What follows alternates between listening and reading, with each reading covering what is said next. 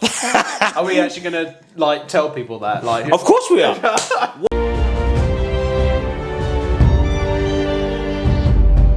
Welcome back, guys. We just had a really decent conversation about sandwiches and meal deals, and it didn't record. But that's what happens. These things happen. These things happen. And we keep moving forward. That's the main thing. Always forward. Always That's forward. my mantra. Always forward. Always forward. Always. Rob always sends me that, and I love that for thank you so much for that, because sometimes it's a great reminder. Welcome back to Cuppa Comics. It's episode 4. And all you can do with situations like that is move forward, and always forward, but try and see like the fun part of it, because sometimes it can be quite frustrating, and technology is not great all the time, but we're still here, and Rob hasn't blown up on me just yet. Not yet. Maybe later on. No, maybe later on. But it was such a good conversation about something that actually means quite a lot to us, because we're going through a moment in time right now. And not that. During that time, you were saying about you being okay. Yeah. Oh, and yeah. I do want to go over that again, because I think it's quite important, because it's not something that we do actually ask each other a lot more, because we mask it, we hide it, because we're going through our daily struggles as well. But you said that you're coming out on the other side. Yeah, it's been a tough couple of months for myself. There's been a lot that's happened, and I think one of the two healthy things that I've done is surround myself with people that fundamentally care, such as yourself. Yeah. Always checking in, always checking if I'm drinking water. I am. Is the answer. Good. And the other thing is being actively not on social media as much, because I think that's the other side of things that's been a bit like, dare I say, toxic.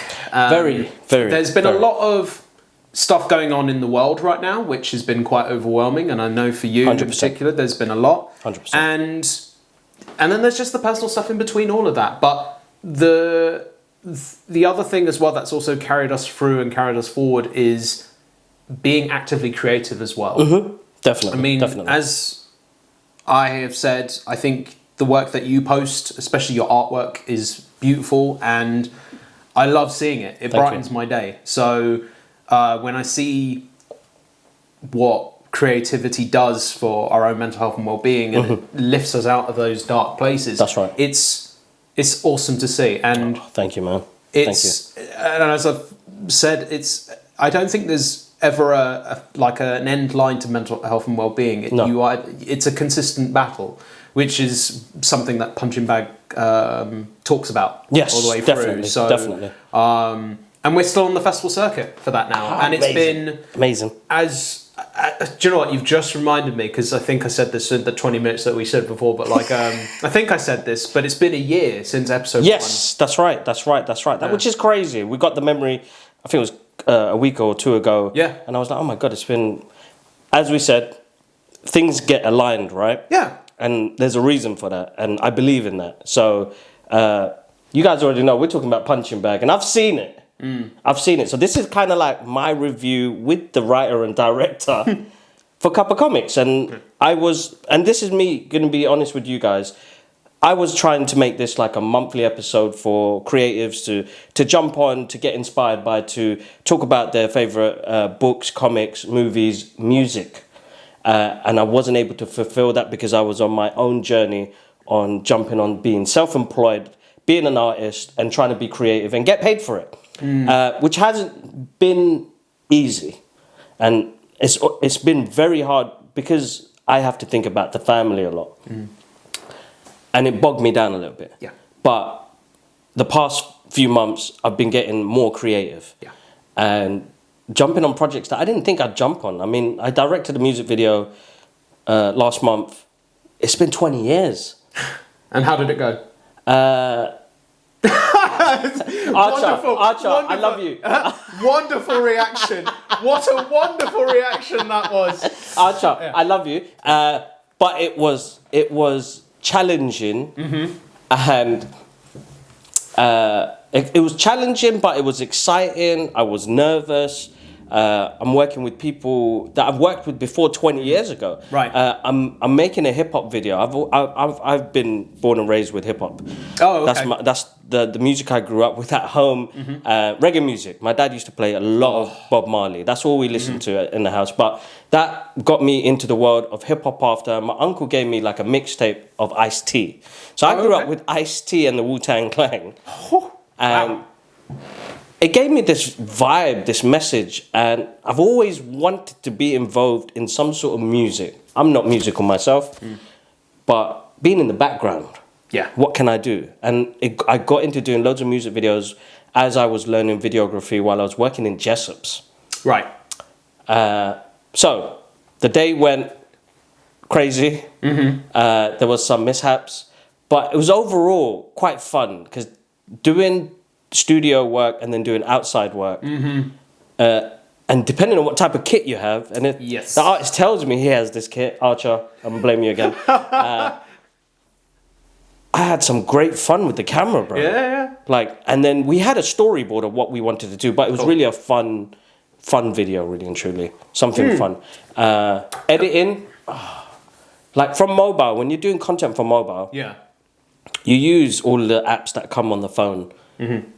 It makes it really easy to do something. Yeah. But when you're actually wanting to do something in 4K, you need something bigger. You're working on your laptop. You go back on like Final Cut or DaVinci. I tried to use DaVinci, but I was like, I'm going to train a little bit more because DaVinci has some tools on there which movie makers use. You know, I think Force Awakens was edited on DaVinci. Partly, yes. Yeah. So it's like a free editing app. But I use Adobe Premiere. That's when the stress of editing, timing, lip syncing. Yeah. I was like, this part's not fun. This part wasn't fun. I think once we started to get everything together, I was like, okay, it's come out really amazing. Good. Like exactly what I envisioned, exactly what he envisioned. There was a little mishap in between where it was like, let's get stylistic, but then we went back to the original. But I think experimenting with video footage is amazing. Oh, absolutely. And some of the transitions and stuff that we get now from 20 years ago. So I use CapCut on my phone. You've got some really good stuff on there, but then I was like, oh my god, like there's this world of transitions. Yeah. And we wanted that old school look, which took us back to the late 80s, early 90s of hip hop music videos, where it's quite raw, high saturation. Did you have someone skateboarding at any chance? No, we didn't. That would have been perfect. We had people playing football, which was great. Okay. We had a dancer on there where we used a slow motion camera. Ooh. So most of the cameos we did in this video was in a slow motion camera. I can't remember what frame rate it was at, but the camera is lovely. Yeah. And the footage is massive. It was like 100 gig of slow motion footage, but it was the clarity. Yeah. And like the movement. And basically we dropped it when the chorus kicked in. Right. And it just came out gorgeous, man. Smooth. It was lovely. I can't wait to show you. God, I miss that excitement. Yeah. I mean, in the nicest way. Yeah. I obviously do get excited. Yeah. Filming because it's like you watch the footage back and you're like, oh my god, that looks amazing. But when you see it on the big screen, you're like, I feel like quality has jumped up so much when it comes to filming technology. Oh yeah. I know digital plays a big part, and like even with like the stylistic video that I did add film elements to it. Right. With the transitions and overlays and things like that. But then I was like, my god, could I do this on film? And this is where we kind of jump into, now that I've seen Punching Bag and what you brought to the big screen and making that bold choice of using film, bro. Because that's like one takes. I mean, well, we were fortunate enough to have more than one. Yeah, but like, you still feel like, oh, it's wasted footage. Like, you've got to be like, and I've seen this guy at work in the zone, which is amazing. And I think I was in the zone that day as well, but you was like in the zone. I remember even saying to you at one point, I'm really sorry if I didn't get to talk, but even you said like, no, you were... Man, you focus, man, you're working. Exactly. I can never disrupt an artist, even a street artist, when they're drawing something on the pavement or on paper. Like, you just want to watch them wonder. Like, now, I got back into art because... I went through my first divorce and I didn't know where I was going. Right. and we're going back like 10 years. 10 years? Longer than that, anyway. I'm old. And my brother had just moved to Hong Kong. Right. And he goes, Kibbs, why don't you come to Hong Kong? I've only settled down. It's only been 4 months. Come to Hong Kong. Enjoy the scenery. Just come and get away from everything. Yeah. So I went to Hong Kong. My first trip to Hong Kong. Oh my God. I don't think I've had a better trip mentally to be just outside of my own environment. But what it was is that I took my drawing pad with me. Right. And a couple of pencils and some felt tip markers. Right. Not knowing that I was going to do something. Yeah. And then I went, they've got Avenue of Stars, they call it, and they've got all their Hong Kong legends in statues, and they've got, it's almost like Hollywood, what's the one in Hollywood? Where they got their name. Chinese Theatre. Yes, that's right, yeah. But this is their version of it. So you had like Donnie Yen, Bruce Lee, and all the other actors. But Bruce Lee's statue is placed in such a way on the pier that I was like, oh my God, this looks amazing. And I literally just pulled it out of my backpack, sat up against the wall, and I was like, I'm going to draw this. And I'll just start sketching. In that moment, and whether you believe in miracles or, you know, cool things happening, the sun had just hit. Like, it was raining. Hong Kong's always raining like London. Right. The sun had just kind of come out of this little patch and just shined upon Bruce Lee while I was sketching. And I had like 4 people around me talking to me in Mandarin. And I was like, oh, I'm just drawing Bruce Lee. Yeah. And they were amazed. Yeah. And I was doing different sketches. I remember I still got that sketchbook. I've got like 30 sketches of Bruce Lee in different styles. But that was the moment. That was the moment that said to me, like, I'm going to do art. Yeah.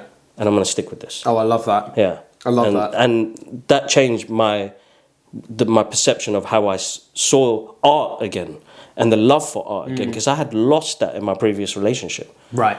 Comic books, cartoons, movies. Yeah. I literally became, it's bad to say, like having the ability to show art in the way you do, I think is a superpower. It is. Yeah. No, I think it is, absolutely. And this is why I always say to people that I think we have a responsibility because it is a gift, that what we have. And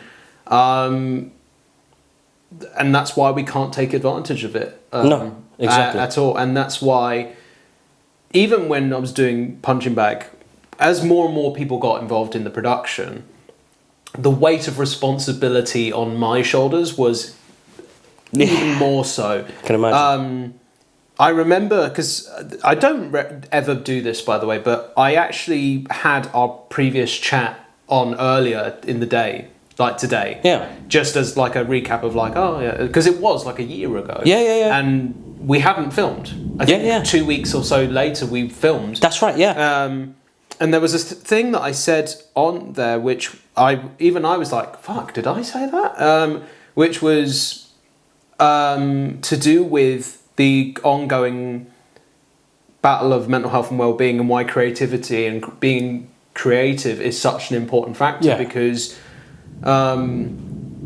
ultimately it's the best way that I can put it is it closes up the wound that opens up. And that's, you know, when we talk about editing in particular, we're stitching things together. That's right. And that's what film, and that's what we do as creatives. We're stitching the holes that open up in our lives and our problems to say it's going to be okay. And even if it's a very small, brief moment, because that's the thing with depending on who that person is, it's either a brief moment or it's a long moment. Now, that's right. That's when the responsibility comes in even more so, because when other people come and join the vision that you have as well, like those people, they saw your vision, they saw you. Yeah. That's a really special bond. It's insane, and that's what I saw when you were directed. Right. And I feel like with your direction in that film, which is stunning, beautiful, and like I literally was in tears, dude. In that screening, when you first showed it, and to get to see it on a big screen, bro, like I was so proud of you guys. It was insane. Michael, shout out to you. You can act.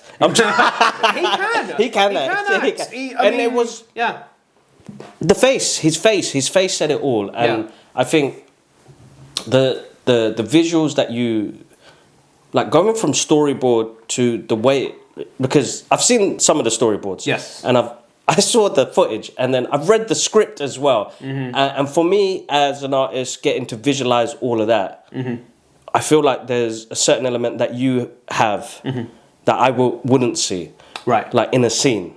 So the upside down scene. Yeah. Now, I'm not going to give too many spoilers in this anyway, but it's on circuit, guys. So keep an eye out. Yeah. And there's another screening happening. Yes, Exit 6 Film Festival. Yes. The Biffa qualifier. Come on. In, Basingstoke. Yeah. Let's go. That's going to be great. Yeah, it's a wonderful festival. Oh man, that's amazing. And I will say, actually, just to add to that really quickly before we go back. To anyone that thinks about going to festivals, first of all, please go. Yes. And secondly, I attended the festival 3 times. I went one as just an attendee, wanting to, see what was out there and everything else. Met some wonderful people, right? I then went back a second time where I was actually curating some of the Q&As that they host at the festival. So I was like a Q&A host. Yeah. And then it was at that time I met a very important individual who I had spoken to online, who I'd known through the pandemic and stuff. And we spoke here and there, this, that, the other, blah, blah, blah, blah, blah, blah, blah. And that person ended up being Oriane Pick, who is the producer of Punching Bag, along with her partner, Anais, producing partner. And if there's anything you can take away from going to festivals is knowing that the networking side of things really works. 100%, and you can meet 100%. your future collaborators. Yes, and I feel very blessed even now to have said that I met her in person and to have that communication in person and then realise, not necessarily right there and then, but later on, we could potentially work together on something, and then this was it. And Perfect. Then now I'm going back again, but this time no longer the bridesmaid, but the bride. So, it's a really lovely full circle moment for the team, I would say. Oh, amazing, bro. Amazing. So yeah, I just wanted to quickly... No, of course. And to anyone who ever thinks, you don't do much at festivals and this, I was like, no, that's not true. You put the work in. You put the work in, 100%. You put the work in, and even at conventions, I would say as well, like, you meet so many people. I mean, our friendship is based on a convention. Yeah, 100%. Like, we met through the Batman film, and then that's right. Literally 6 years on, here we are. Yes, definitely, which is definitely. Beautiful. Yeah, 100%. I think it's really important to be in the right places with the right people, and then you don't realise anything could be... Listen, the fact that I'm still I'm proud of the project. I'm proud of seeing where it's headed, seeing the final product, and the message that it has. It's resonated with me so well, but it was from an episode with Michael. Yeah. 3 years ago on a podcast, 2 men just talking, and we didn't even talk about it too long. The fact that you've taken that segment and it struck a chord. Yeah, bro. Yeah. It's insane, because now I'm seeing the final product of it, and getting to see it on the big screen, inspirations, bro, from it's crazy. I know you went through the intense training sessions as well as a director to know what a boxer is going through. Absolutely, and that kind of ties in actually what you were saying before about the upside down stuff and the footage and everything, and shooting on film. The discipline to shoot on film is incredible. Yeah. You have to be so prepared, because once that camera's turning, you're hearing the money turn, basically. And so when you hear that, you've got to fucking elevate yourself. Everyone, and again, a huge shout out to everyone who worked on the film, because I feel incredibly blessed to have that extended family. So amazing. Some of whom you met at the screen as well. Yeah. And for me, they all elevated their game because of that pure discipline. And so if I'm going to treat this film with the respect that it deserves in this subject matter, or the subject matters as it deserves, then for me, shooting on film was one of my 2 things I would not compromise on. Cool. So, and that was the thing I always said to Oriane, was I won't compromise on shooting on, because I have to, because the fact of the matter is, it's not just the grain thing. It's not just like the look and this and the other, but it's the feeling you get from the story itself, and it's an immersive piece of technology. Very, very. And it's so organic to the story that we want to tell, which is about imperfect realities. Yes. And mirrors and reflections, and shooting on 16mm. It's not a perfect kind of clean look. And we left purposely the scratches and the grains within it. We could have cleaned it away, but we were like, no, let's keep them in, because that's what the reality is. Exactly. It's not perfect. Exactly. It's not perfect. And I think that was portrayed perfectly on the big screen. Yeah.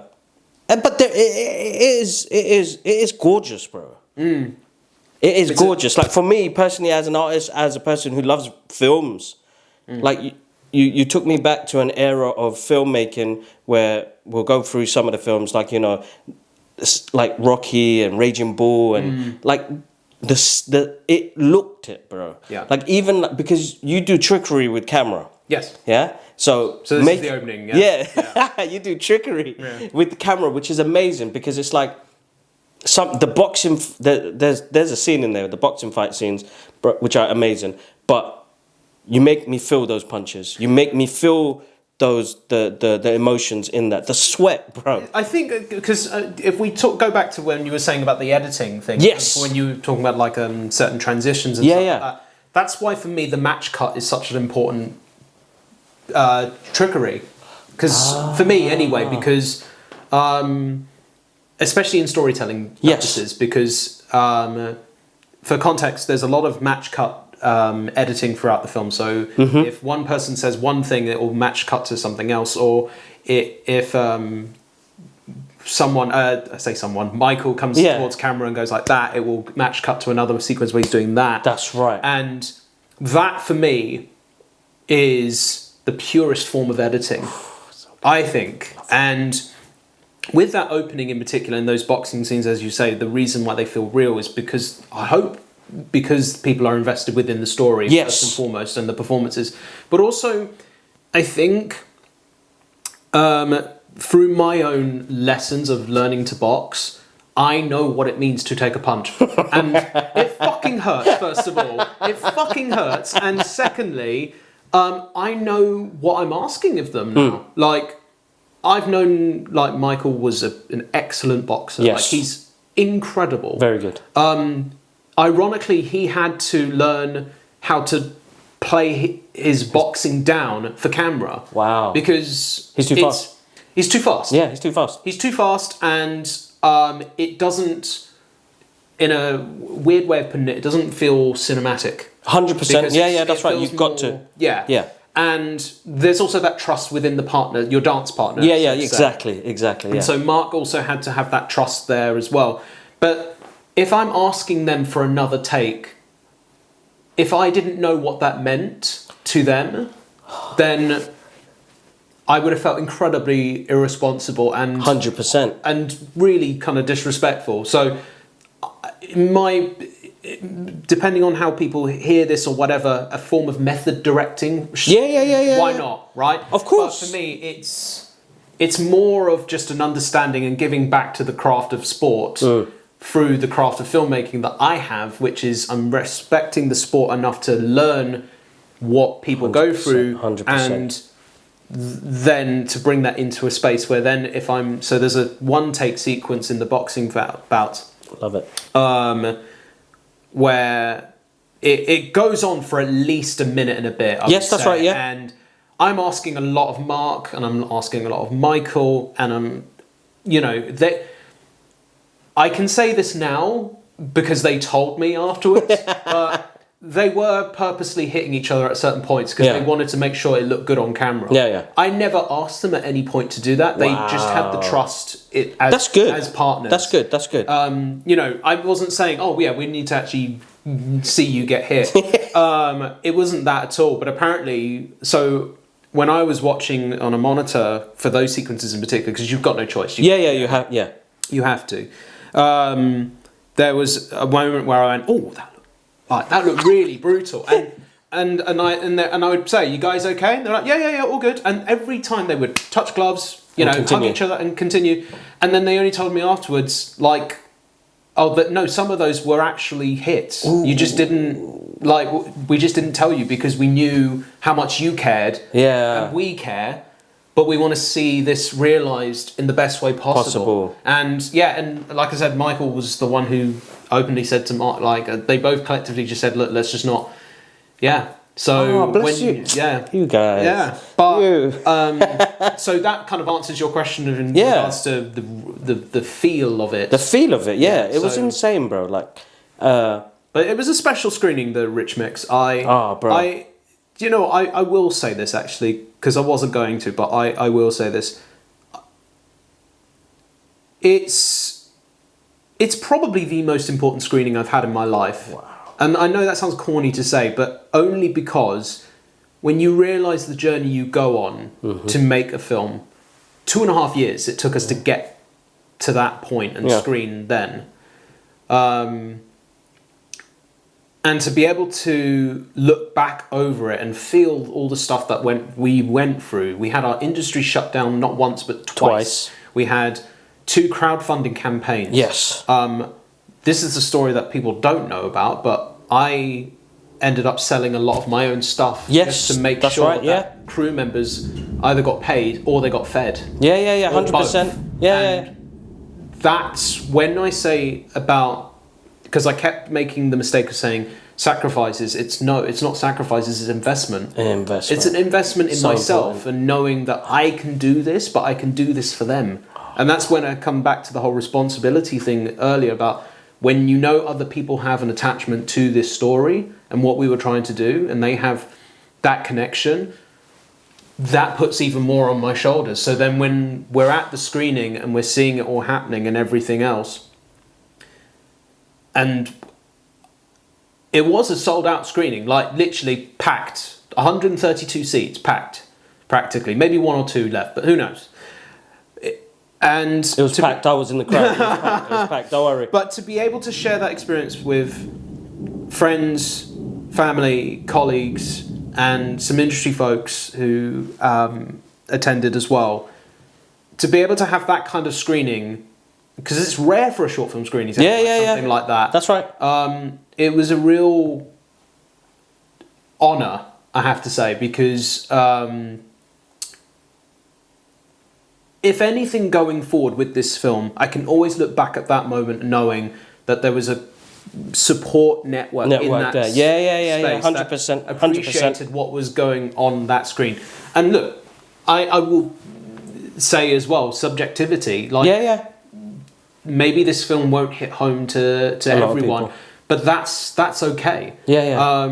For me, what I define success at the end of the day for me is, did I tell the story in the way that I intended to?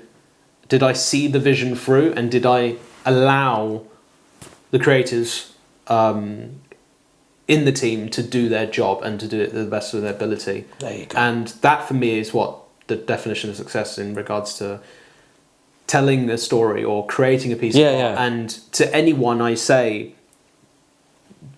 starting out on making or telling a story, the biggest crime that we can make is not finishing that story. And, it took, as I said, 2.5 years just to get to that screening. And amazing. However long it takes, just finish the story. Finish the story. Finish the story. There you go, guys. Yeah. Finish the story. That's another cuppa for me. Let's get another one. Which I'll edit this part out. We're making another cup of tea, that's right. That's it. Punching bag style film, the crew. Yeah. We can go into the scene if you want. If you want. Okay, so the scene I wanted to go through was the hanging scene. Okay, go for it. So the opening shot. Opening shot. Okay, so guys, we're going to talk about the opening shot. That's the only spoilers you guys are going to get. Yeah. But it's probably the best kept secret. No, I'm being serious. No, you can mention it. I'm fine with it because I've already posted it on like my. Oh yeah. So no, but I kept that for a long time because it's a shot. It's the shot. It's the shot. Hold on. Yeah. I know I'm jumping out, but you guys know I've become more like, what's the word? edits and the rest of it, I like keeping this the way it is. Even if you see me panic, I'm panicking. Because I've got... What's the word? I've got some sort of OCD. Anyway. I mean, same. I've got some sort of OCD. Yeah. So, definitely. But, opening scene, dude. Yes. Remarkable. Oh, but yeah. I saw the set. Yes, you did. So, I came to the set. Mm-hmm. I wasn't there on the day when you did that scene. No. But, so reading it in the script, seeing some of the storyboards. Mm-hmm. Dude. How long did that take? So, do you know what? I will tell you your original when you first read it. Yeah. Because I remember the first thing you said to me. You read it and you went, okay, cool. But how the hell are you going to do that first opening shot? Yes. You literally said I did say that. Like, how are you going to do this? And do you remember my response?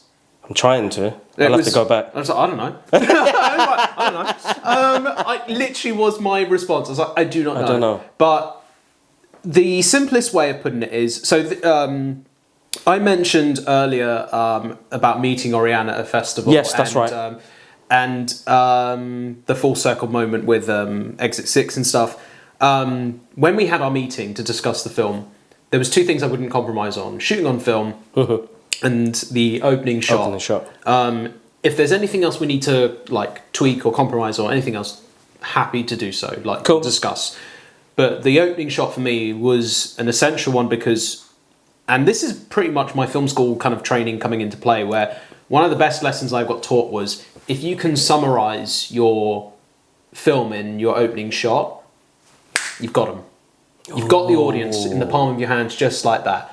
And I remember thinking, because I don't think I've ever really fully perfected that notion until I did this film. Like, because to go into the detail of it, we start on Michael, Elijah, as you normally would, just a close-up of his face, but then as we pull out with the camera, we turn literally the camera to its full form, as in fully, so we did it for real. So Michael is literally hanging upside down. His strands of hair are dangling, because the only way to get that feeling of like that kind of feeling is to do it for real. Oof. So good. I couldn't cut corner on that at all.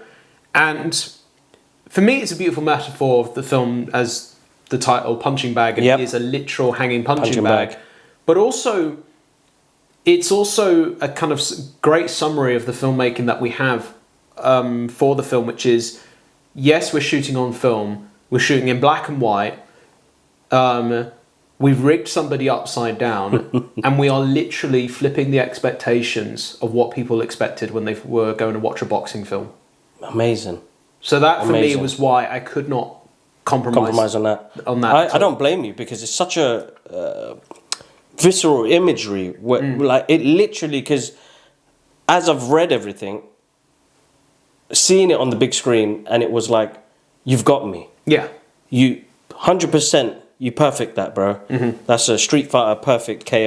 Like, you perfect that, and it takes you on to this journey with Michael's character, Elijah. And it, as you said, it's a beautiful story about someone going through hardship, mentally, physically, to come into that sort of not so happy ending, but an ending. So do you know what's really fascinating about the ending is that, and this is why I come back to subjectivity with art and the perceptions of viewing. Something. Yeah, that's right. Depending on who you ask, it's either a really downbeat ending or it's an optimistic ending. The intention for me is to have a somewhat hopeful ending. I can't give a definitive answer to how do we combat our own mental health and well-being, because at the end of the day, it's a continuing, ongoing battle. Yeah. There's no cure to it. There's no finish time. There's no finish time. Yeah. And actually, and I've said this to you many a time, but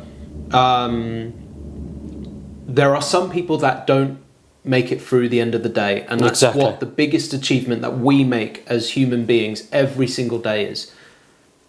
That we make it through the end of the day. Exactly. There are people, Exactly. without going too much into this, obviously, but like people struggling financially, the people struggling in war, and they're not making it through. No. So we are in a very fortunate position right now to be able to say we're okay, first of all, but we're also making it through the end of the day. And that's what that ending of Punching Bag means to me. And I think I said this earlier, but I'll say it again anyway, but it was weird re-watching our first Cuppa Comics episode. Because we were talking about the power of art and giving ourselves permission. Yes. And when I say permission, I mean the permission to say we're not okay, but also the permission to be angry. Yeah. And that, for me, was the mission for this film. That's good. To be able to create something where people can watch, and even as all of us making it, we have the permission to actually open up and express that anger and that frustration. 100%. And I can only hope that when people watch the film and they come out of it, they, first of all, I mean, whether they like it or not, it's not really my goal. It's just whether or not they felt something. And if they felt the permission to be angry or upset, or be able to say, oh man, yeah, I'm not okay, or I'm okay, or then that's a win for me. Because I think one of the things that we do as creatives is have to give ourselves that permission to express. 100%. 100%. As I said earlier, for me, that's what filmmaking is for me. It's sewing up the open wounds. Oh man, I love that. Like we stitch in editing, No, we you're stitch right. things We stitch together. Yeah, and 100%. that's why for me, I love my craft as I do, because it's the only way I can fully communicate, and it's the only way I can fully heal. I love that, bro. It speaks to me. It speaks to me. So, and I'm grateful for that. I got out, when I came out of that, was that I'm broken, but I'm okay. Yeah. And that's what I got. Yeah. I've actually got a hoodie with that on it now. Yeah. And with my struggles, knowing that I'm broken, but I'm okay, and I'm getting through day by day, and every day is a new day. Yeah. Always forward. Always forward, my friend. Always forward. Punching Bag, what's happening at the moment now? So you've got the screening happening at the festival. Yeah, that's September the 20th. Cool. It actually, the festival officially starts on the 19th, Cool. But the screening will be on the 20th. And it's in Basingstoke 8 at 6 if you guys can make it down Can we grab there. tickets? We can still grab tickets. Yeah, absolutely. Yeah. Grab your tickets. I'm going to drive down as well, so you'll see me there. Yeah. Screening at a View, by the way. In a View cinema. Nice. So we'll Excited. have the 5.1 mix. Oh, yeah, mate. That was another thing I was going to ask as well. Oh, yeah. Dude, the sound. Oh, yeah. Yeah. So the soundtrack is amazing. Shout out to Holly. Yeah. But sound. Yeah. Bro, the sound was crisp. So yeah, Pete's a genius. Bro. Yeah. Amazing. I remember at one point actually when I was I don't think you'll mind telling me this story. We were sat down in a meeting and talking about the sound design, and my two producers were on the call as well. And at one point, we were talking about the sound design, and I was like, you've done an amazing bit here, but I think we should go in and we need a bit more of a wah! And, like a full on wah! This is what we need. We like a wah! Really get that nail in there. And then he, on the call, in a very calm manner, just went, would you like to record the sound design yourself then? That's the driest delivery ever. I was like, it's perfect. It's perfect. Perfect. And obviously, realising where I was in that space, I was like, my God, I'm sound like a madman. But bless him, he was incredible to work with. Bro, the sound was amazing. Yeah. Each punch, each scenery, each sound, you really merged this piece of artwork together really amazingly, bro. I am very proud to have that little spark to give to you guys to create such a beautiful film that I love talking about. Even when I tell people that, when they're like, what is it you do on the podcast? And I was like, inspire people. I've come to that point now where I say I inspire people. And you do. Yeah. That's the thing, you do. And I can't stress this enough. Like, I think we're at a point with podcasts now that I think because we're trying so hard to get away from screen culture a lot of the time. Yes. You and I have spoken about, Yes. again, not to go too much into this, but there's a lot of toxicity online. Yes. And especially in regards to screen culture. Yes. Where we are now, where I think we are becoming much more narcissistic on certain things. Very, very. In any industry, I'm not singling any. Any industry. But I think with podcasts in particular, the fact that there is an open conversation between not one, but maybe like 3 or other people, depending on how the setup is. For us, it's just you and me. I think we need more things like that, even more so now. Like, you can get your comedy podcast. There's so many variety of things, but like, I think where you can find the balance between the two things of actually having the passion and the drive and people just being enthusiastic about what they love to do, but then being brave enough to also then say, I mean, we started out this podcast today by saying we're okay, but we weren't like maybe last week. 100%. 100%. When was the last time you heard a podcast start off with that? Normally it's, excitement. Hey, how you doing? Happy go lucky, yay! It's like... It's so true. It's so true. Because I want to be able to be authentic in what I do and what I represent for... Really and truly, this is my brother's platform. Yeah. He was the inventor of this. Right. Yeah, it was for us to stay connected. And along the journey, we've both seen what we have become and what we give out to people. Right. Like, we have like a consistent, I'm not even say fan base, fellow friends that follow us and watch our podcast or our, clips and stuff like that. And always even engaging with us with the nicest of messages. That's what I want it to be. I don't want it to be, I think I've come to a point now where I don't want it to be the thing that everybody else does. Yeah. Because we are all alike when it comes to seeing the stuff. Yeah. But there is actually a deeper path to it. I feel like I want to be able to inspire young creatives. I had somebody message me the other day, a young artist named Izzy. Right. I did a workshop in Birmingham coming up 2 years ago. Punch Record, shout out to you. It was called Community Roots. It was a 2-week course where I went and mentored a couple of artists. Now, they had some outstanding artists there. Okay. Yeah.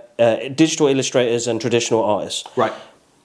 I picked, which they thought I would have picked, the most amazing, talented ones there. They will find their own path. Yeah. I picked 3 people that I don't think anybody would have picked. Right.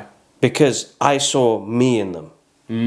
Whether it was confidence or talent or pain. And she messaged recently to say, thank you so much for... No, first thing she goes, why did you pick me, Gibbs, to mentor? Right. And I said, I'm going to be honest. I felt like you didn't want to be there. And I saw a little bit of me in you. Right. And she goes, what do you mean? I was like, you were holding back on your skills. Yeah.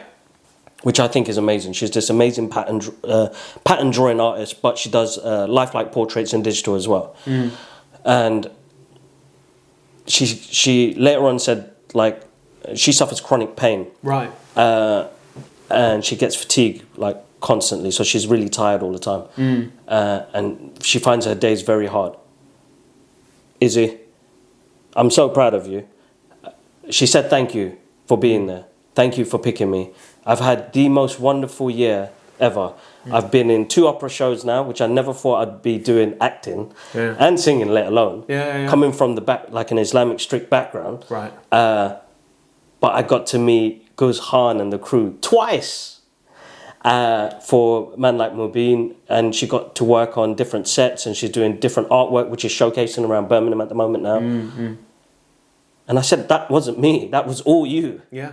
I just lit that spark up in you again. That was my intention, was to mentor somebody that didn't really believe in themselves anymore. Right. But I came to that point where I wasn't believing in myself last year. Right. And early this year, where I realized our content, our art form was meant to inspire people, not to be a quick reaction and shit on other people's movies. Yeah. And it was like, yes, movies can be bad. But constructively, why was it bad? Yeah. That was the main thing. Yeah. It was like, you talk about your crew that put this film together for you. Yeah. Yeah? All the way from the people running around, the runners in the background, to, you know, doing the actual filming and sound like Pete. You've got so many people that work on these projects, and I realized we came to and when you say toxic, was like, we came out, and this is just me, and I'm not outing nobody, to do a quick reaction about something where you haven't really sunk that movie in. Yeah. So, Naked Gun. Right. I absolutely loved it. I'll be honest, so did I. I think it's the most stupidest movie in the fucking world. Yeah. But that's what it's meant to be. I was just going to say, they know it. Yeah. And that slapstick type of comedy hasn't been done in so long. It made me feel joyful when I came out. Yeah. And everybody who asked me that came out, and you know, again, not outing anybody. Yeah. I genuinely enjoyed that film. Yeah. It made me laugh. It made me feel joy. There were some silly moments in that film where I was like, I can't believe they've done this. Yeah. But everybody was asking, and then everybody was saying, oh shit. And I'm like, you didn't get the concept. Yeah. Like, I do think, do you know what, let's bring this up, shall we? The disconnect, I think, in audiences now. Because with the prime example, The Naked Gun, it's a film remake from an 80s classic, first of all. And I would much rather, and I think this is where I think the disconnect is here. First of all, as I said, with subjectivity in art and, you know, with work anyway. Like, you're not going to please everyone, first of all. No, 100%. So there is that. But also, I would much rather, I appreciate a film which at least knows its identity. Exactly. And knows what it wants to be over something that just does not know what it wants to be. And I will out this film for this, because you and I have spoken about this at least maybe once or twice, but that's why I didn't like Joker 2. Fully adore. Yeah, Fully Adore, yeah. It's a film that doesn't know what it wants to be. No, 100%. It's lost identity. And, And I think that's where the disconnect with the audience's stuff comes in, because I think whether it's marketed in a certain way or, dare I say, plugged in a certain way. It is, though. That's the thing. We've become that society where we're programmed to what we see. And like, the more I stay away from social media, I've realized, like, I've become the post and ghost guy now, where before I was constantly on there. You could see some of this stuff, like, drip feeded to you, and you're like, okay, I'm going to go catch it and watch it. And you're right, marketing now has become so wrong. I have to stay away from it all. Like, I've had to stop following all of these big accounts because either you're already spoiling the film a week later. Yeah. And could you believe, I still haven't seen Fantastic Four yet. Really? Yeah. Oh, wow. And That is a shock, I am going to watch it because I did see the first 20 minutes and really love the aesthetics and like the Jack Kirby stuff, because that's me all day long, man. As an artist, Jack Kirby, that guy's king of comic books. Absolutely. I saw some of that and I was like, all right, this is going to be good. Yeah. So, but I haven't had the chance because life has been so busy. But I have made Tuesday, something's happened on Tuesday. Anyway, I am going to go watch it. But yeah, like having that time to myself to say, oh, I don't have to rush. Yeah. It'll be in cinemas, I know it's less time, 6 weeks max, roughly. I need to go back to days where it was like 6 months. By the way, I love how you operate, like, cause that's why I was laughing, because it's like, wait, Tuesday? No, wait. It's like, I saw the numbers appear, basically. I was like, I see it. But it was like, I don't want to be, and I saw myself becoming that guy. Right. The limelight guy. Right.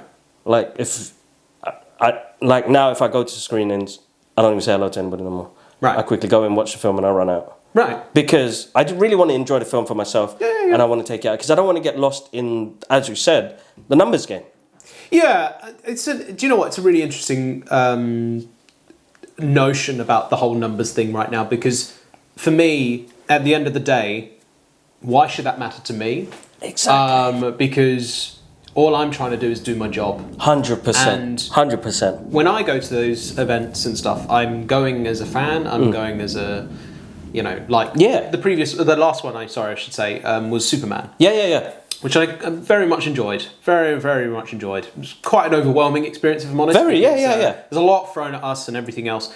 And then the reaction side of things and everything else. But I think for me, like you, if someone comes up to me straight away with a microphone and says, "Oh, what do you think?" And I'm like, can I process what I've just seen, first of all? And secondly, this isn't the time for me to do, it's not my prerogative. No, of course. And again, each to their own. Yeah, exactly. There's no qualms on that. I think something changed in me. Yeah. Because, we all crave it. Yeah. We all crave it in different formats. I think, do you know what? That's a really good thing to say, because I think anyone that says otherwise is in denial. It's 100%. Like when someone says, I mean, obviously there are some famous examples where people say, oh, they didn't want to be famous and this, and look what it did for them and this and that and the other. But you have to remember at the end of the day that spark of you wanting to say, I want to do this, I want to be an actor, for example. Yeah.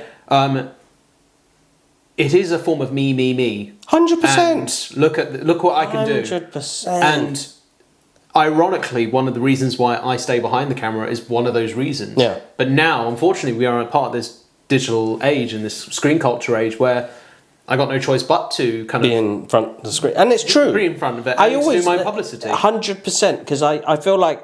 But you've got a reason to. You're promoting a movie. Yeah. Yeah, so there's I think and I feel like now with directors and writers, they are getting more screen time, which I absolutely love, because getting to geek out with you as a director writer, I'm getting to do that more often. Yeah. With other writers and directors that I thought I'd never speak to. Yeah. I'm actually sitting here talking to Dennis recently. No, sorry, is it Dennis? For How to Train Your Dragon. Yeah. Yeah, and I had questions written out. Yeah. But I'm not that guy. I'm a fan still. Yeah. So everything that was written on that card, basically all I saw was words disappear. My favourite interview that you did, by the way, was the one where you did with the Teenage Mutant Ninja Turtles director. Jeffro. Yeah. Oh my. Because you weren't geeking out on the specifics of why did you make this film? When you get those standard questions. Yeah. Why did you said, and I'm paraphrasing, I loved the art style of this because of me. This is what I would vision to this that be. Why that choice? I think the biggest respect you can give to another person is asking about a singular choice that they made. Like for you, example, when you asked me about the opening shot to Punching Bag and saying why that, why that specific thing, or why shooting on film. I think that's a big, huge respect to anyone. To be able to ask them a specific thing, because one, you've engaged with it. Yes. And you've also wanted to know further into the details of that. And when I saw that interview and I see your infectious energy with him, and it's I can tell that he's enjoying the conversation as well. And I would not be surprised, I mean, again, tell me otherwise, if the conversation lasted longer than you were slotted for, because... It did, because I think in between... So I'm supposed to get 7 minutes. Right. I ended up getting 19 minutes. Wow! Yeah. Is that really how it works? You get slots. So only 7 minutes originally, minutes, that one, but and he then gave you 19. He gave me 19. See, that's what I mean. Because we went from, as you said, because when I saw the art style that they did on Teenage Mutant Ninja Turtles Mutant Mayhem, it's that scribbly, sketchy feel to it. And I was like, something spoke to me in those visuals. And I loved that. Yeah. And the same thing that happened with... I finally watched it, by the way. It's brilliant. It's brilliant, isn't it? I loved it. Spider-Man Into the Spider-Verse. Yes, yeah. Like that look and feel and messiness speaks to me, because that's me as a person. Yeah. And we went through loads of questions, and we talked about other Hollywood movies, and it was an amazing experience. And that was that was my first major interview. Yeah. With somebody in the flesh. Right.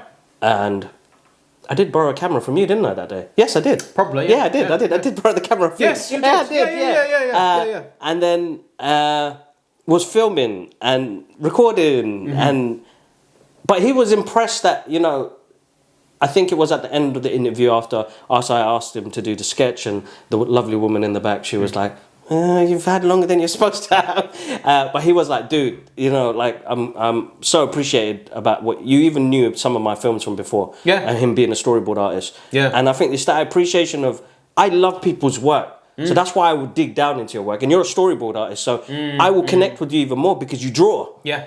That's my language. Yeah. So maybe that's why we connect. let me sit down and talk. Say, yeah. Let me sit down. Yeah. You can just suddenly see me running into the scene. But you know what? That's my art form. I like being as natural as I can and making you feel comfortable as well. And I think for me I don't even know what I would call I'm an artist. I know I'm an artist. I was going to say, you're an artist. But I'm an artist. Yeah. And being able to do interviews with, like, you know, people who've done and directed movies and stuff like that, it gives me joy in what they went through during that process and asking them the right questions, because we've seen, and as toxic as it is, there's thousands of content creators that want to do this. Yeah. And 100%, you guys done the hard work, you've got the following and the rest of it. Yeah. It's not really about, from what I've seen recently, and which is what made me withdraw away from that, is not the love for the art form. Yeah.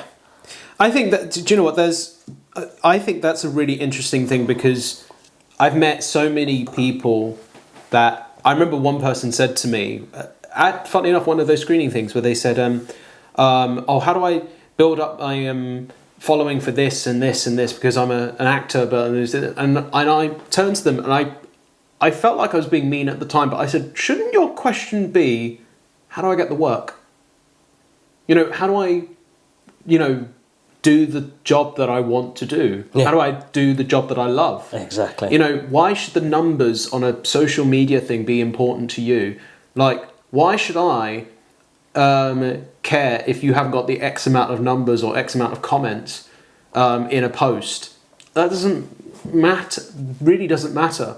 Unfortunately, we are at a point, though, where, because of the screen culture that we're in, and this makes our jobs, I say, as a film director now, a lot tougher for those out there who are doing content creation, because it's now estimated 3.5 seconds before somebody swipes now. It's no longer 7. And before that, it was 15, which is why Reels were 15 seconds before. But it's become much tougher for my job now, which is why, again, to tie it back in with Punching Bag, the opening shot for me had to be something. Hook, line, and sinker. Yeah, 100%.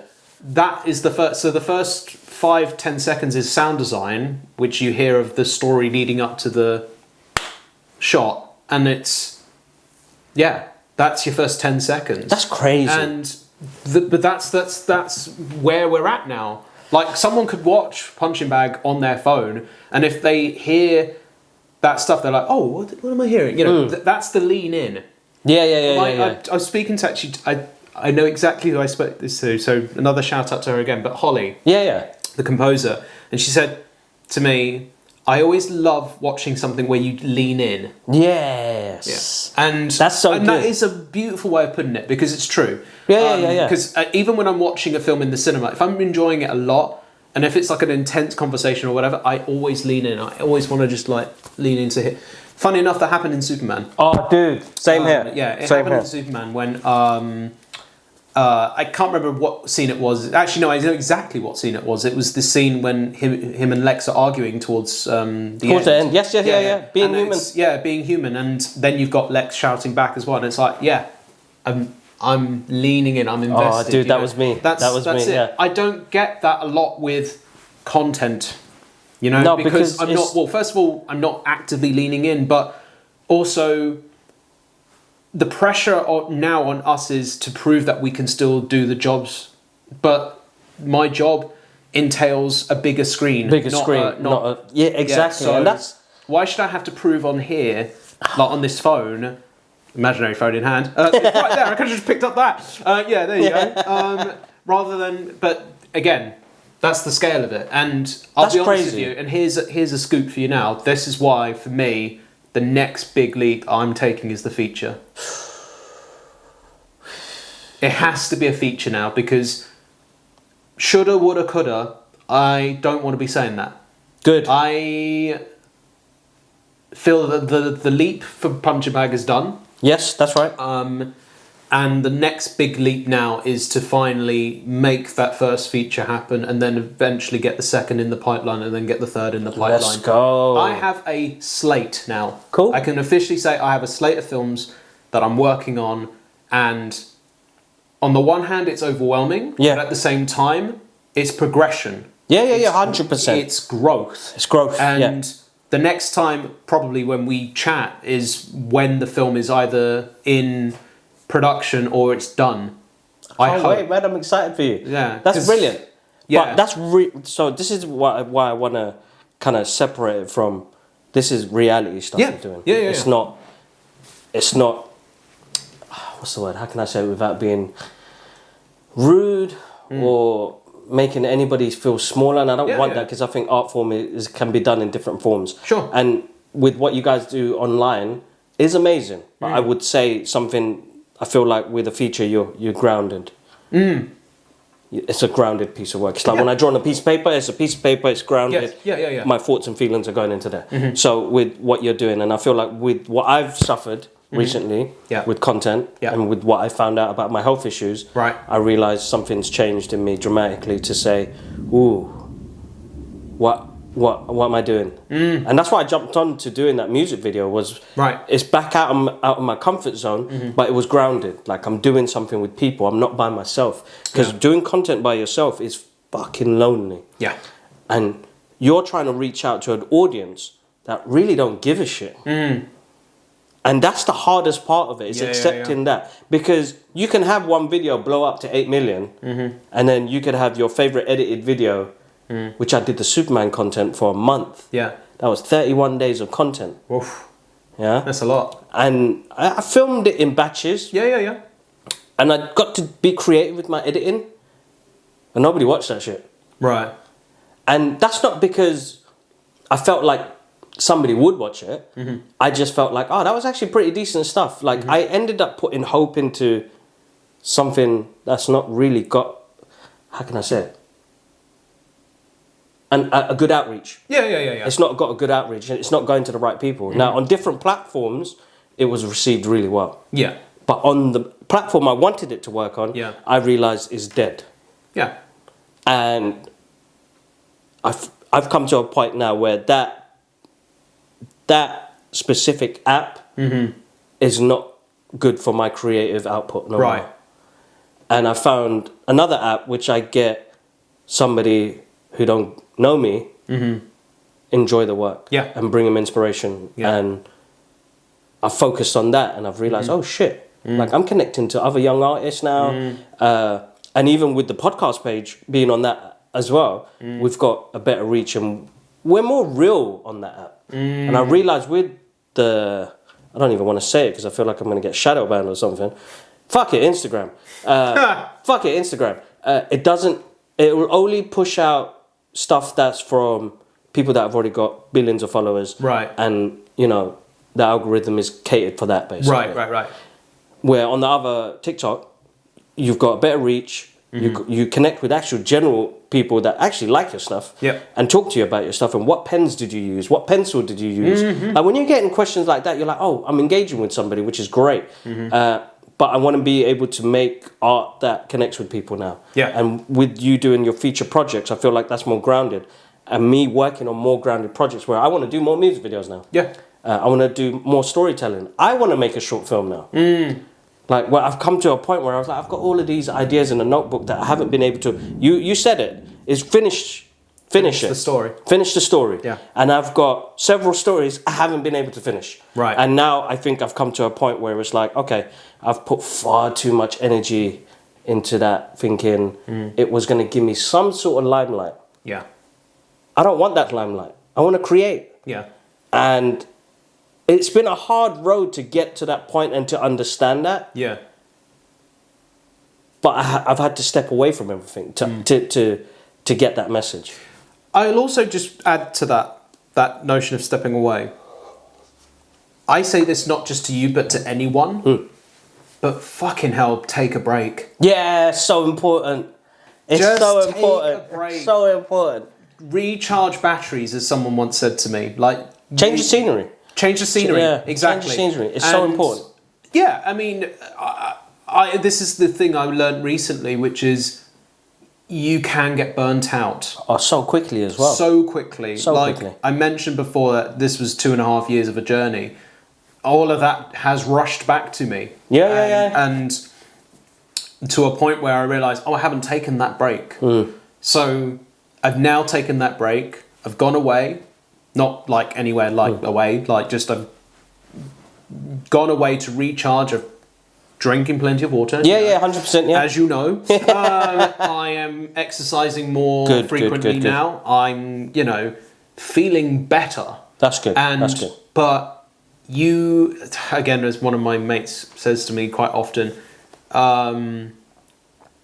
you can't create well if you have an empty stomach, and you can't create well if you're on 10% battery. And sometimes we have no choice. We have no choice, but on this one occasion, I would say to anyone who's ever in that position again, or just give yourself a fucking break. I was, and having that break, having that step back, because I had, and I'll be honest, and you guys have been, where's a Cuppa Comics? You said you're going to do it every month. Now, I had the wonderful Jessica on the show in April. Lovely. Yeah. And we had a great episode. We talked about Rosanna, her comic book. She's on issue 4. I think she's getting on issue 5 recently. Great conversation. It took me 4 months to edit. Yeah. And it broke my heart. And I remember sending her a message and saying, I'm really sorry. This was supposed to come out within a couple of weeks. But she would have understood that. No, 100% she did. Same thing, Stephen Geekface. Shout outs to you as well, bro. Episode 3. That comes out next week, guys. And we had a great conversation about the Mask and the origins of the Mask comic book and what we got in the movie. Which the Mask is absolutely murderous, psychotic, crazy, insanely fucking crazy in the comic books. It's a great comic book as well. Yeah, it is. And what they did for the movie, was good enough for a child-friendly movie. I mean, I would say a Jim Carrey movie. Carrey movie. But sure. No, you're right, though. I mean, even now, like, because I watched it the last time I watched it was last year, because it was 30 years. Yeah. And even I was watching it and thinking, this is so far detached. So detached. Wait till you see that episode come out. It comes out next week. So that was a great episode. So, like, guys, apologies from my side. It's because I had a block and I didn't know what to do. And I found it really hard to put these episodes out and not be 100% genuine as well. Like, I think mentally I've struggled because it became a part of my life, which I was like, oh my God, like... But look at you now, you're doing it now. Yeah, you're being genuine now. Because this is the point, though. This is the point we were saying before. Yeah. Like, the honesty has to be there. Yeah, like, 100%. I think that's the thing that we're losing a lot right now. Yeah, 100%. Especially in the world of content, is pure fucking honesty. Pure honesty. Yeah, pure honesty. I look, for me to quickly rant about one other thing, like in regards to this, it, like to add to your point as well. But when I see certain things happen and this and this and this, and then I'm looking at it and I'm like, man, you don't know what desperation is, do you? You know, do you know what? Shout out to Vincent Jerome, because he reminded me of this, because I rewatched Batman Begins for its 20th anniversary. I saw that. I was jealous. By the way, incredible. Still amazing. It's still incredible. Still amazing. All holds up really well, especially the Tumblr sequence, by the way. But great line from Carmine Falcone, of all the characters. You're Bruce Wayne, you're the Prince of Gotham. You've never tasted desperation. There are times where I'm seeing something and people will air out their dirty laundry and this and that, the other, and they'll say, oh, isn't it fabulous that this and this, and I'm like, God, are you so fucking detached from the world or what? Like, you don't know what desperation is. Like, you think that's what this is? No. 100%. And that's something I would rant about. Like, I could spend an hour probably ranting about that. We'll do that on another episode. We'll do that, because I think I want the format to change a little bit. Yeah. Like, as much as I want to talk about your creative journey and what you're doing at the moment as well, and inspire others in the process, but I think putting things out there in the world is just to kind of like, because creatives do reach out to me to say, you know, how did you get the numbers and what did you do and how did you email this person and the rest of it. There is a contact button on every studio's page. Okay, guys? You do not need me to give you the emails and the rest of it. I think that's a sacred thing when somebody contacts me saying, I want to work with you, and then I go and spread their emails for you to jeopardize what I've worked for. And I'm not going to lie, several people have done that, and I'm not proud of you guys because I was trying to help creatives, trying to help you. Now, I'm going to be up, depending on how much I trust you. Yeah. Now, I have to build trust because I don't know what people's motives are. And that's what scares me in this industry right now. Kibs. Let me sit down. You're going to just see this randomly cut of me sitting down. Yeah. Massive thank you again. Mate, it's been absolute pleasure. It's always a pleasure. And like I said, like, surround yourself with good people.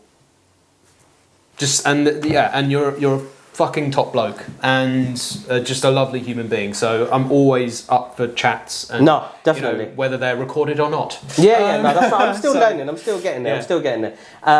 We've had loads of hiccups tonight. So if you notice the podcast jumping up around, jumping in and out is because it's not capturing it, or I didn't press record, or something. Anyway, mistakes happen. Or you're going for a stylistic choice. Ooh, that's a good one. Although, let's be honest, it's probably more likely a mistake. So. Mistakes Mistakes that you could turn into art. That's what usually happens. I mean, that's kind of what art is. It's basically mistakes that you try and say to people, oh, I meant to do that. Yeah, exactly. Which is such a beautiful way of putting it, I think. I did that. I think I did that on a sketch with... Who was it? Colossus. Yeah. Yeah, so Colossus is a very difficult, detailed character to draw when he's not Peter Rasputin. When he's actually Colossus, there's the shine on the metal. Right. Yeah. And I think I was doing a Marvel and DC mashup. I was probably 16 at the time. I found this artwork the other day. That's why I'm talking about it now. Right. Where we've been jumping around anyway. But anyway, we've still got time. But I mixed him with the Flash. Right. So it was a mixture of the Flash, but as Colossus. Because I was like always thinking, what would Colossus be with all of his strength, but had speed? Oh yeah. And I had this really cool costume where he was like he still had the shorts, right? But with the lightning flash around it, with knee-high boots with the flash on it, and then he just had it was a mask, like a red mask with the wings on. Right. Yeah. But it had the Colossus silver metal feel to it. Yeah. And I think I remember dropping. I used to use a lot of Tipex on my artwork to give highlights to the artwork. Yeah. And I've dropped the bottle on it, and I was like, oh my God. But it actually worked really well because he was running, and you had this smudge of Tipex everywhere. Yeah. And I was like, all right, just smudge it a little bit more. Yeah. And I realised after, that's what other artists did. Yeah. And ended up creating something beautiful out of it. That's true. And it was weird because I see Jim Lee draw, and he just sprinkles everything all over it. And I'm like, what the fuck is that? How did he do that? Yeah. And I remember seeing one at a convention, and he was throwing ink on a card. It was flicking it everywhere, and I was like, that Batman piece is beautiful. How does he do that? Do you know what? He would be someone I'd love to meet and have a conversation with. He's amazing. I could imagine. He's amazing. When I saw him, I was like, that's the guy I was starstruck over. I couldn't even say anything properly. Right. I've met a couple of people in my lifetime that have made me speechless. Michael J. Fox, Jim Lee. Michael J. Fox, Jim Lee. And Christopher Lloyd. Sorry, Christopher Lloyd, I have to be. I was shivering before I met him. By the way, 40 years? Yes. 40 years, we have to go to the IMAX screen. Oh my God, that's a definite full stop. Has to happen. That has to happen. So that's a date. Yes. That's definitely But yeah, starstruck. Jim Lee's amazing. Yeah. But guys, massive thank you. Thank you for Rob coming on. Punching bag. Oh my God, so much happening. Super proud of this amazing, beautiful project. And I'm so happy to be a little part of that spark. I think that was most important. We always jokingly said that this is all your fault. That should be the tagline. Yeah. That should be the tagline. I'm going to do my own post and say it's your fault. Yeah. And I love that message. That's my review. It's my fault. You guys gave me something really special on the day as well on that screen, in which I'm really thankful for. Oh. Yes. And I have it on my mantelpiece in the front room. Oh, I love and something that. to always look at. But my daughter has started boxing recently, and so she started kung fu, but there's a little bit of boxing in there. Right, She's right, like, Daddy, right. can I wear those gloves? I was like, no. Oh no. Those are the So Holy now Grail. I have to get a little box to put over it. So I'm going to do that. Oh, I At the love moment, that. they're out there now with my DeLorean, so it's right next to my DeLoreans. I my think Lego I actually DeLoreans. wrote on the gloves. This Yes, is you all did. your You fault. did. Yeah, you did. So that's why I'll always remember it. So I'm super grateful for such a beautiful piece that you put out there, and your time as well, because you always give me time, and I love that. Yeah. And I thank you so much for that. Guys, all the details will be all below. We almost did a handshake last time, but it's all down here. Follow Rob on his journey. His details will be below as well. I have got 3 links below. One for mental health, one for medical aid in Gaza, and another one for a friend who's going through cancer treatment at the moment now. So whatever you guys can do, I am super grateful. And you guys have backed so much. Shout out to Yusuf. I did do a massive monologue for you. I'm not going to do that again because I know how much love that you give to our podcast, and I can't thank you enough for that. Debbie as well. Debbie is another person as well. I'm going to start shouting you guys out because you guys, you guys mean the world to me, I got to say, because you guys are the ones that message and tell us it's a great episode. You reach out to both me and Gilman as well. So massive thank you for the support. And everybody else as well. So what I'm going to start doing as well on some of these episodes is give you guys shout outs. It's what you deserve as well, because I think if it wasn't for you guys, we are not able to do things like this. So shout outs to you all. And be authentic. We'll leave it there. Forward. Always forward. There you go. Great. Yeah. All right.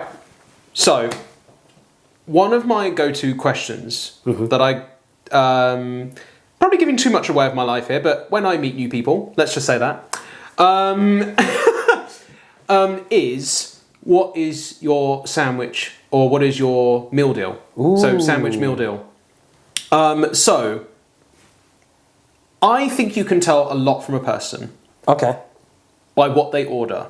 Okay. Like restaurants is like too big of a scope. Yeah. That's Narrow right. it down, and if you ask somebody what's their meal deal, I think you learn a lot from the choices that they make. Now, So good. if they no, I know what you're probably thinking as well. You Okay. say it's so good, but I think deep down you're also thinking, are you insane? Which is probably a good question to ask anyway. But to be honest with you, aren't we all? We are. It's that. We're artists. Yeah, we're creators. Yeah, We're crazy. We're crazy. We chose this life. Yeah, we chose this this life. Yeah, have to remind myself every single day when I wake up. Oh, Exactly. yes, I chose. But this it is life. insane. It is an Yeah. insane question, bro. So, So, what is your meal deal? all right. Well, this is like my go-to. I don't know why. Even if it's like something, if I have to rush off and I have to quickly grab lunch. Usually, most of the time, I miss breakfast because of the kids. Right. But Oh, and you can name the restaurant. You can name the chain if you want. yeah, of course, yeah. So I get mine from Tesco's. A Tesco's meal deal, which has now gone up in price. Yeah, it's. I think without the club card, it's now $4.20, but with the club card, it's now $3.80. Yeah, something like that. I've come to just not look at it when it beeps through and just pay for it and get out because I want to enjoy it. Club card accepted. Prawn mayonnaise sandwich. Ooh, okay. I'll be honest, I was not expecting that. Yeah, prawn mayonnaise sandwich. Yeah. With real McCoy's steak grill. Steak grill. Yeah. Ooh. With either orange juice or apple juice. It depends on the day. Oh, that's interesting. Yeah, it depends on the day. Yeah. So, all right. In theory, if you're having a really good day, is it an apple or is it an orange? Apple juice. Oh, so you prefer the apple over the orange. So, but if it's, well, let's not say a bad day because that's extreme. Yeah. But if it's a overwhelming day. Yeah, so that's orange. Yeah. Ooh. So is it because you need the extra vitamin D? Is that why it is? Because okay, that makes sense. All right. Yeah. And just out of interest, the prawn mayonnaise one. That one spun me a little bit. I'll be honest, steak one, kind of expected. I think it's a solid choice. Prawn mayonnaise. Tell me why. Not to go Backstreet Boys on you, but tell me why. Tell me why there. Go on. Texture. Oh, okay. All right. Texture. Yeah. And there's something about the mayo that I do like with the prawns. Yeah. But Do you like a consistent, nice, thin layer of mayo, or do you like kind of like a lot of mayo? you know what? It depends. Because What a sometimes, great question to Yeah, no, ask. it is. Because sometimes a lot of mayo is actually quite nice, but just a thin layer. I'm good with a thin layer. Yeah, I'm good with a thin layer. Yeah, good. Now, I'll be honest with you. Like, when I asked this question to someone recently, I won't mention their name because it's unfair, and it wasn't the best date. Okay. There's giving it away already. But their response was a ready salted crisps with a bottle of water and a plain ham sandwich with no butter, no. And I literally looked at this person. I went, "That's a red flag." Literally straight away, I'm thinking. And I know what people are thinking now. Like, they're thinking, that is just really like, come on, like, whatever. But the other thing as well, I've also asked some other people this question as well. And I remember someone saying to me that they don't have sandwich meal deals, or they don't do meal deals because they, either they have their own lunches that they bring, or whatever. But someone being like, "Ugh, why would I have a sandwich meal deal?" I'm like, then you're not a starving artist. Every starving artist has a meal deal, so you can't turn around to me and say like, "Oh yeah, it's a treat." No, it's not a treat. It's for us. It's a living. It's a living. It's a living. When we're on the go, which we are, you are basically wearing more than one hat. You 100%. Are an artist. You are a father. And a creator, and the artist and creator kind of But there's loads more. There's more hats. Yeah. So you're on the go, and you're going to the sandwich meal deal that you have of your choice. So I respect your choice there. That is my green flag. I'm waving a green flag there. I respect your choice there. What's yours, bro? Right, now this is where it gets insane. As you probably are aware, 6 years of our friendship, that I do think quite a lot. Yes. Overthink. This is me with sandwiches. Okay. So I am still trying to get a specific meal deal of choice. So whenever I get a meal deal, I'm always changing it up. So I don't have a specific one. Oh, right, so, like my life, it's chaotic. Like, I live my life like a script. Like, it's overly written sometimes and a bit overthought, but at least I can get to a point where it makes it feel like an accident. There you go. I'm tying everything in. There you go. So, art is a mistake. Art is a mistake. I made it look real. There we go. It was supposed to be this way. And that's how I feel about meal deals at the minute. So if I am pushed to shove right now of like what is like, if you were to go now, go as you have, basically. Fruit twist Fanta. Ooh, that's good. It hits the spot. It's both sweet and sweet and sweet. It's just pure sweetness. It's sweet. It's just pure sweet. It's the triple threat, and it's great. You just need that little kick, and it's there. It's there. Yeah. And it sounds very weird to say it this way, but when you have it with probably my favourite crisps, I would say right now. I mean, that's again subject to change. Used to be Monster Munch, not anymore. Not anymore. It is now the Thai sweet chili sensation crisps, because I've discovered that they can actually pair with quite a lot of the sandwiches. 100%. But when you've got quite the, when you get the tingle at the back from the Thai sweet chili there, and then you just wash that down with the sweet kick of the fruit twist. It's bliss. This is insane. This is why I think it says a lot about character. It does.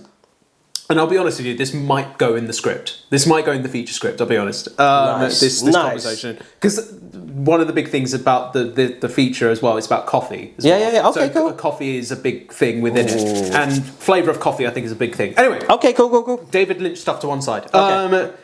The sandwich that I would be pushed to shove right now would probably be the triple decker chicken club sandwich that Tesco's do. And I'm not going to lie, part of me thinks it's because I'm getting more for my buck, because I'm getting that extra slice of bread and it's a triple decker. So part of me's thinking as a starving artist, I can get a load of this. I can get more for my money with this meal deal if I get extra bread. But it is chicken, lettuce, tomato, and a little bit of cheese, and some little bit of mayo. Not too much. Not too much. Just a good amount. A good amount. Oh, it's lovely. It's lovely. Now, as I said, it does chop and change. Okay. So sometimes I will have like Monster Munch. Yeah. But then I'll go for the steak crisps. Yeah. But the sandwich always changes as well. So, okay. The one thing that I've started to discover is that the Sainsbury's cucumber sandwich thing that they do is just too soggy. Yes. It's too soggy because they literally... I don't know who... It comes out of water, doesn't it? Just slap it. I'm not joking. It really is. So this is why when someone would say, "Oh, I would go to get a cucumber sandwich with a bottle of water," I was like, "Don't even need the water. It's dripping. It's dripping with water. It's dripping with water right there." Yeah. I think it's somewhat of an acquired taste. Yeah, but definitely. I think having like. Because again, I have to differentiate. You can also have the pastas and of course, as well. So that can also come into play as well. That's right. But I think having the acquired taste of the deli meat one with the sauce that comes with it, that's also because one, I would never recommend if you're about to meet someone for the first time because it stinks. It's not the best. Again, you're getting a lot out of me here. Yeah, I know. You can tell that there's been a lot of terrible first dates, put it this way, or there's been terrible conversations about like the meal deal thing where I've gone, if you don't want a sandwich to have your don't have that. And also onion, it's quite a choice to have an onion sandwich. Very an onion sandwich. Yeah, so Waitrose in particular, they have a meal deal thing now. Yeah. They have a specific. I can't remember what exactly was in it, but I remember there was an onion. They sliced some onion within this sandwich, and I think it might have been to do with like tuna or something, and there was a hint of onion in there, and I bit into this and I was like, oh, no, this is not the one. And unfortunately, I think I did have like Monster Munch, the pickled onion Monster Munch, so it didn't even pair with that well either. So when you're pairing onion with onion, it doesn't work. It has to be separate. But then, was it like thin slices, or was it like chopped up? Because tuna, you got your like. So it was tuna chopped. crunch. Yeah, it was chopped, but it was chopped. Oh, yeah, but it was not great. That's not actually quite good when it comes to the breath thing as well. And if you're that's a bit tough. But I feel like tuna crunch sometimes hits the spot. It can. At home. Yeah. At home. Not outside. When you're outside, I was going to say, when you're at home, it all bets at home, you eat what you want, man. But sandwiches I'd say this as well, like, to tie it back in. So, as you know, I love my Indian food, like heritage for life. You know, I love dal. I love... dal is my favourite. I live off that. Yeah, me too. Yeah. It's my comfort food. Yeah. I live off, like... dal and chips. Yeah, bro. I mean, it's not the healthiest diet, but... No, it's not. It's not. But when you get that chance to make a well-prepared sandwich, like when I was at film school in particular, I used to go to Carluccio's. It was always my Friday treat. Yeah. A Carluccio sandwich because they make it fresh with fresh bread and just a good sandwich. Yeah, and a good sandwich. Yeah. Like one of my favourite sines in the movie Chef with Jon Favreau. Yes. Is him making the cheese sandwich, the 4 cheeses sandwich. Mate, ASMR, like the sizzle. I love that. The buttering, the cheese going on. I actually wanted one of those panels put into the house when we moved in. And I was like, okay, it's too expensive, so I'll have to just use... I use a cast iron pan at the moment now. But that scene... Mate, when you get... Honestly, if... One of the most special things, like, if you get 10 minutes to just make a fresh sandwich, it's fucking bliss. Oh yeah, of course it is, I love bro. it. It's like one of the best things in the world, I think. Yeah. I feel like there's an art to it, and it's something that you bring joy to. And I think that's so important because you're going to insert that word. It sounds so wrong, sorry. You're going to have...